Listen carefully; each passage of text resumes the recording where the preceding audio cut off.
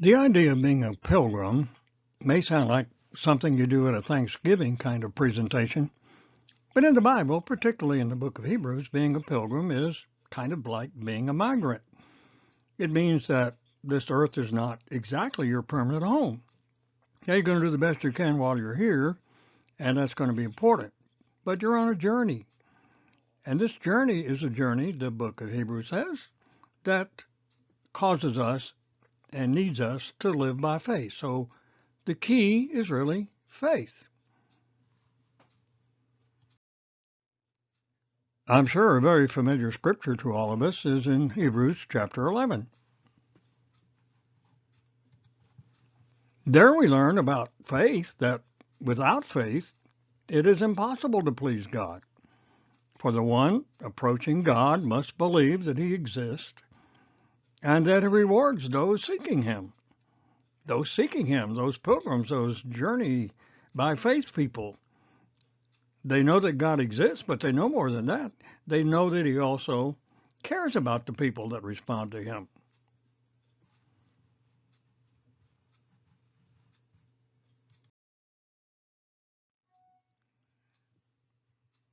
We may wonder why exactly is it by faith? Why is that necessary? Well, you can't please God without believing he exists. And if you don't come to him knowing that he exists, there's no other way he can reach you. It's kind of the bridge you travel over on this journey of life. Well, what does faith do, you may say?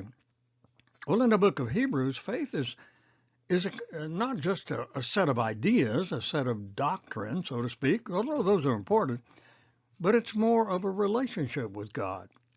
And it means, sort of, that this helps you develop a vision for what God has in mind for you, for your future with the caring God. And without this vision, without this hope that you have that God gives to you, then it makes the journey really, really difficult for you.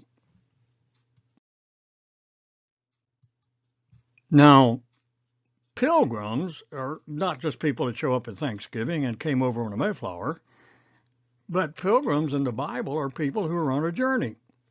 And as you're on a journey, you have a pilgrim outlook. You haven't settled down. You realize you can't build your house on a bridge. And so you're on a journey, and you commit to that journey because you know that journey has an incredible destination you don't want to miss. People that were on this journey, according to the book of Hebrews, are not just onlookers, just kind of looking at Christianity like it was something they could observe and judge.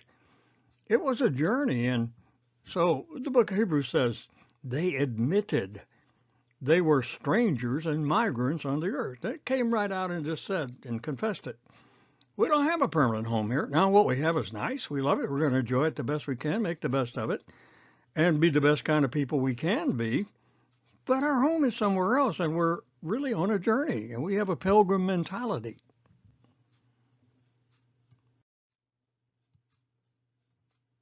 In fact, in Hebrews 11:16, it says, they yearn for what is better. That is, what is heavenly. For this reason, God is not ashamed to be called their God, for he has prepared a city for them. It's kind of an odd scripture. Think about it.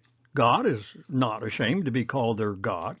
Does that mean sometimes God may be embarrassed if we're saying he's our God and we don't have a pilgrim mentality? We don't believe that we settle down here forever, that we're really on a journey?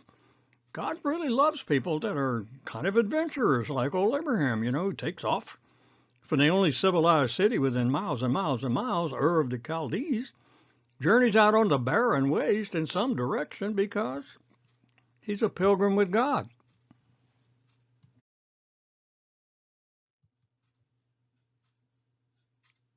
And you look at the writer of Hebrews telling it, the story of those in chapter 11. And there's so many people that are very triumphant by faith. But some people living by faith actually get into trouble with the authorities and have problems.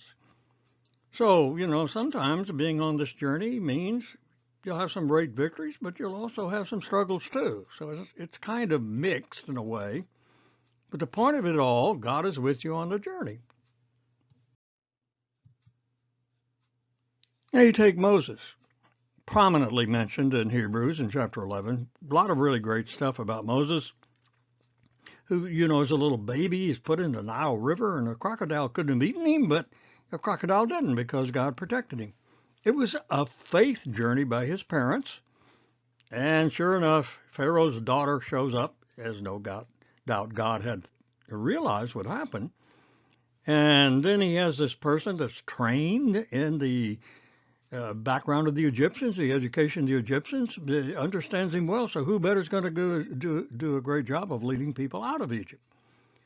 But it says that the thing that kept Moses going, he endured as one who sees him who is invisible. In other words, he didn't have to have an idol for God. He didn't have some kind of metal creature or object to worship, but the reality of the God who is bigger than the whole universe. So Hebrews 12 then says that all these people that are living by faith actually become a sort of a crowd of spectators that are looking on, encouraging us to make the same journey. This great cloud of witnesses. And the idea there is that they're doing what for us? Well, they're trying to tell us we're going to make it. They're trying to tell us they've taken a journey.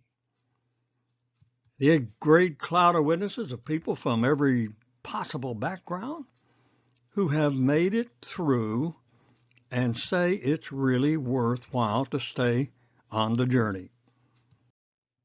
And what are they doing? What are they doing? They're cheering us on. They're not saying you're not going to make it. It's too tough for you. You can't do this. They're saying we made it and you can make it too.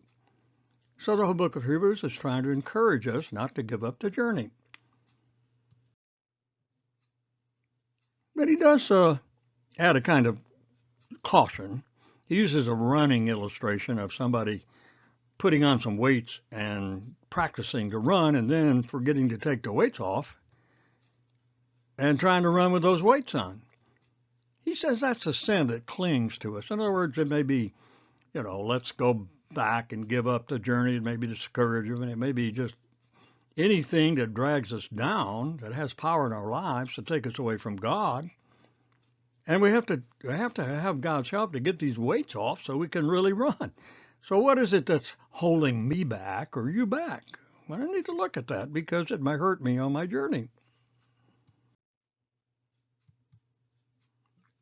Of course, the big thing is to make the journey complete and worthwhile and possible even is this scripture from chapter 12, focusing on Jesus, who began and will complete our faith. Or some say the author and finisher of our faith, and that's possible. He who instead of the joy before him endured the cross, despising the shame, and sat down on the right hand of God's throne. In other words, he put up with a lot because it was worthwhile. And if he hadn't put up with it, well, the journey would be futile for us.